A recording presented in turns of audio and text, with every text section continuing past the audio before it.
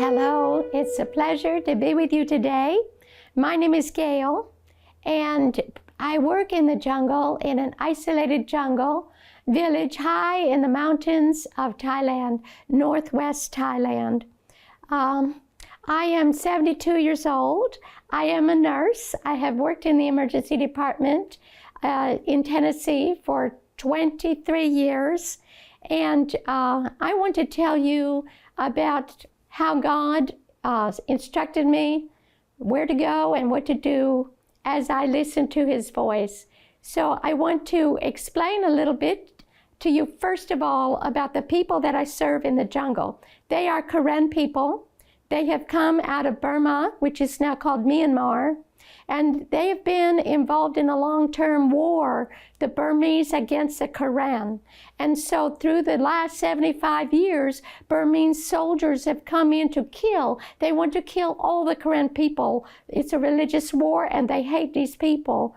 But the people still thrive and multiply because of the war and the attacks on their villages and on their lives. They flee across the river into Thailand, and they live in refugee camps along the border.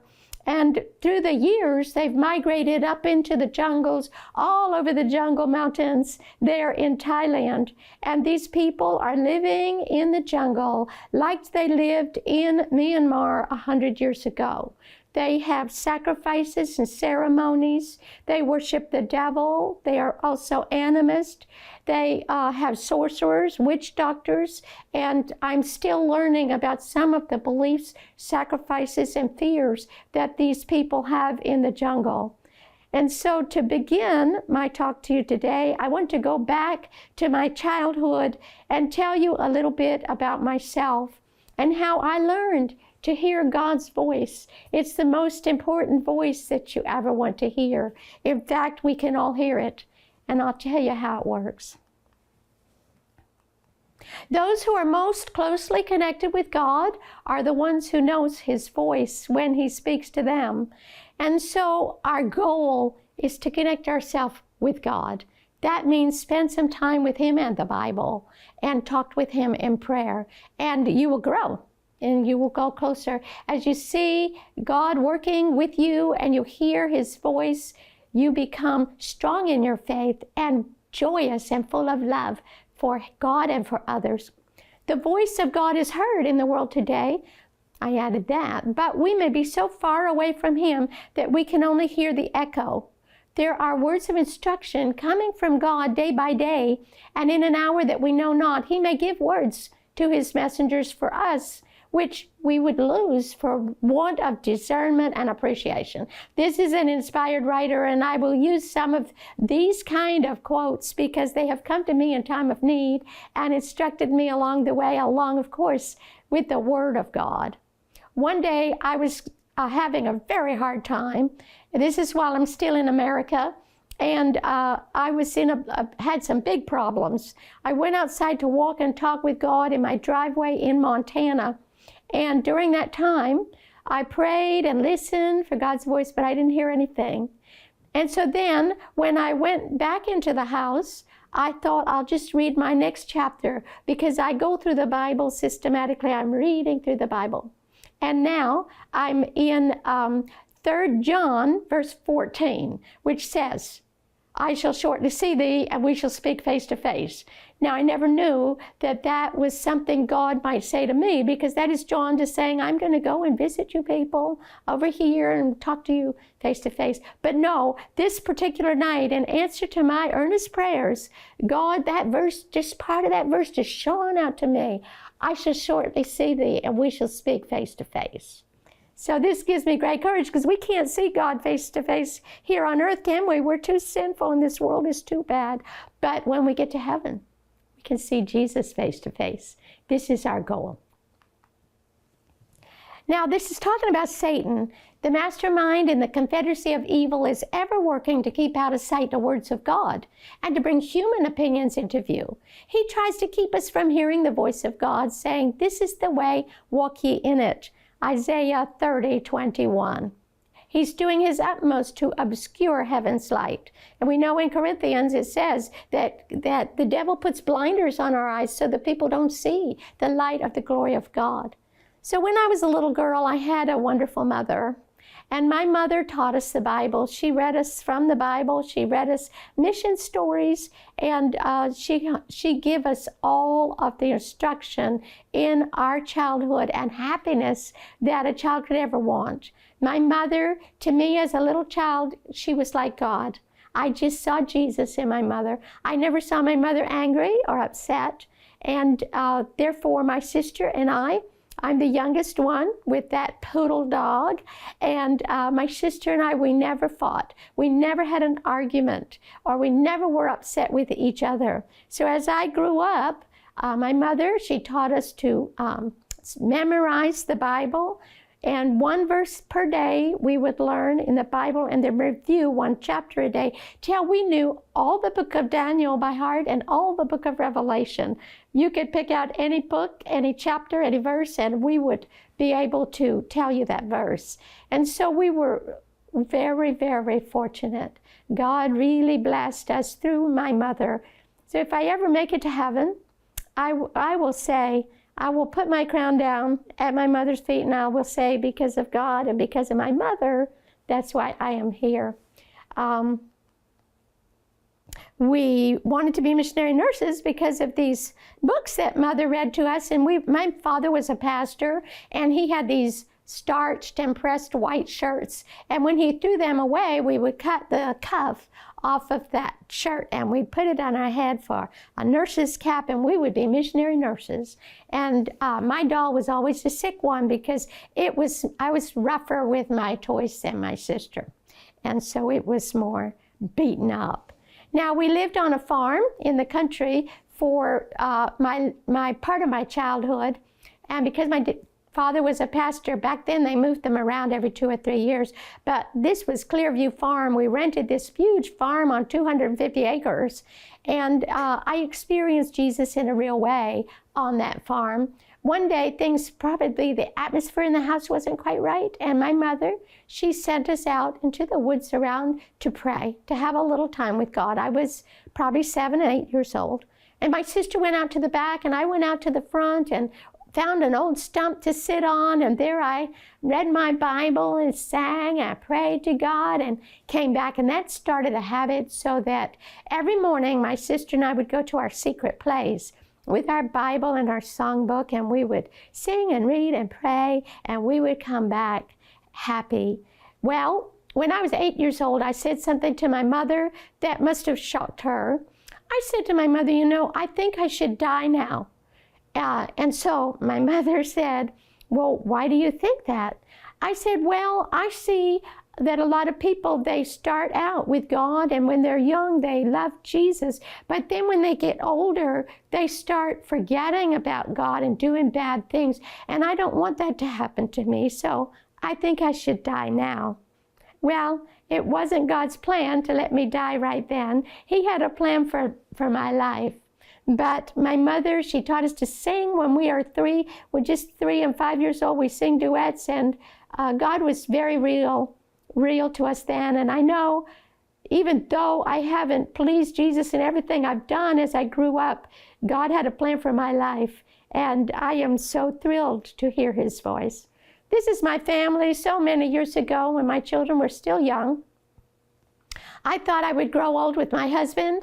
I thought that I would just have a wonderful family life all my life, just like I had with my mother in our home. But on December 25, 2008, my husband left me. He was finished, and I was in an instant crisis. I didn't know it.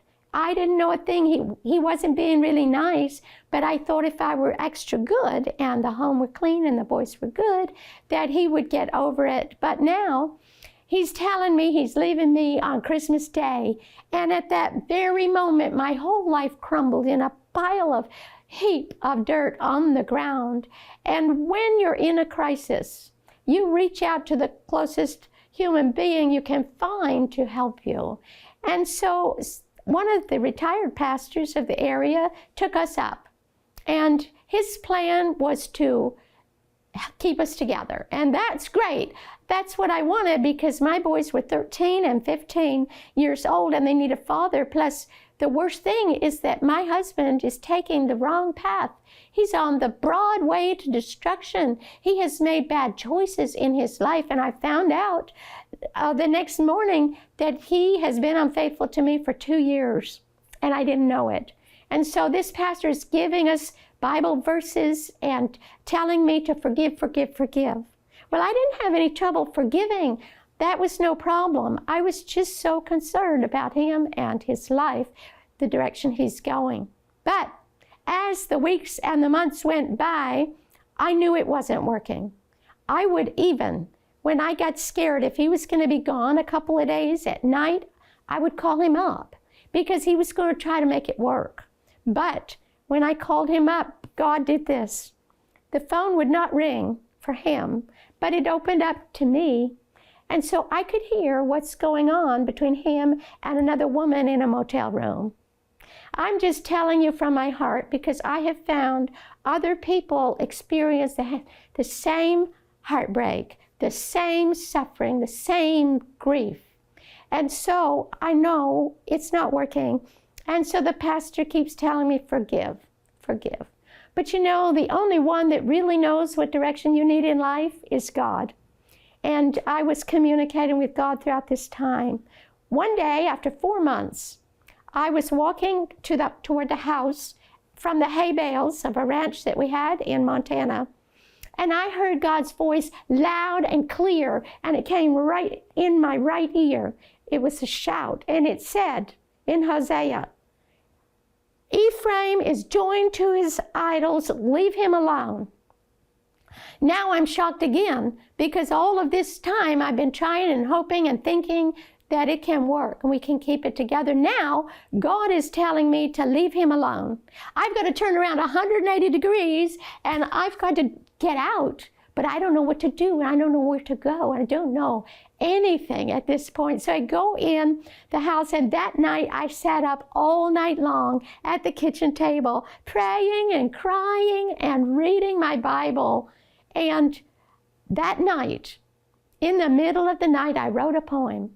And I don't write poetry. I get the rhyme and the rhythm and everything all mixed up. But that night, I wrote a poem, and it wasn't me that wrote it. It was God. It came out. Word by word, I never crossed out anything. Oh, dear Jesus, take control. I will have this printed so you can read it later.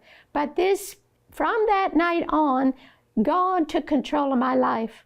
It wasn't but 2 days later, I'm driving my car, and my friend calls me up. And she says, oh, Gayle, guess what? We need you to go and relieve some missionaries on the border of Thailand and Myanmar for 3 months while the missionaries go on furlough to America. And you're perfect because you've got your passports, you and the boys, and you're a nurse.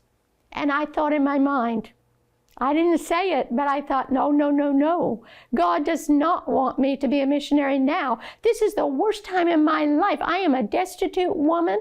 I am skinny as a rail. I am all confused. And this is the worst time of my life. I know God doesn't want me to be a missionary now. But out loud, I said to her, okay, I'll pray about it. And so I went back to my country home. I was driving my car at the time, and on my country home in Montana, the country block is 1 mile on every side. And so I'm used to running that 4 miles in the morning. So now I'm going to run. So I ran. First 2 miles, I prayed. The next 2 miles, I listened. And I didn't hear anything. But when I got back to the house and I opened the door, I heard God say, well, ask God for the money if He wants you to go. And I thought, well, that's a good idea. I don't have any money, so I asked God for the money if He wants me to go. The next day, I'm driving my car.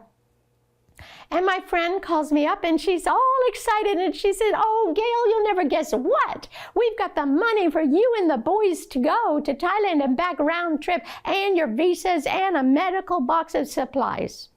And my mouth flew open, and I stopped my car, and I said, that was you, Lord. And you know, Do you know C.S. Lewis, a theologian from long ago? He said at one time, God whispers to our conscience. He speaks to our joys, and he shouts to our pain. And I have found that through the years to be true. When God, and I'm really hurting, and God wants to say something to me, it's a shout, and it's in my right ear. But we want to hear that voice, and we want to follow it. And so it was less than a month, and me and my boys were on a plane going to Thailand. It's in the day of trouble that we feel the preciousness of Jesus. I just love what Jesus shows to me from inspired writers. Don't you? Listen to this. When the Lord intends to fill a soul, he first makes it empty. When he intends to enrich a soul, he first makes it poor. When he intends to exalt a soul, he first makes it sensible of its own miseries, want, and nothingness. And I'm telling you, at the time, I'm totally empty. I'm totally poor. I'm miserable. I'm in want of a happiness and understanding of my life, and I am nothing. But that's when God can use us, because God is everything and we are nothing. When we think a lot of ourselves, God can't use us. But when we're empty of self, God can come in and we can hear his voice. Of all the gifts that heaven can bestow upon man, fellowship with Christ in his suffering is the most weighty trust and the highest honor, because it says in the Bible that Jesus suffered for us and we are to follow his example. And if we suffer for God, guess what? It brings us even closer to God. Through all my terrible times in my life when I have lost things or I have had terrible crisis in my life, God has come much closer. My life becomes sweeter, and I have more love for Jesus and more love for the people that Jesus gave me to serve. So I can verify that this is true.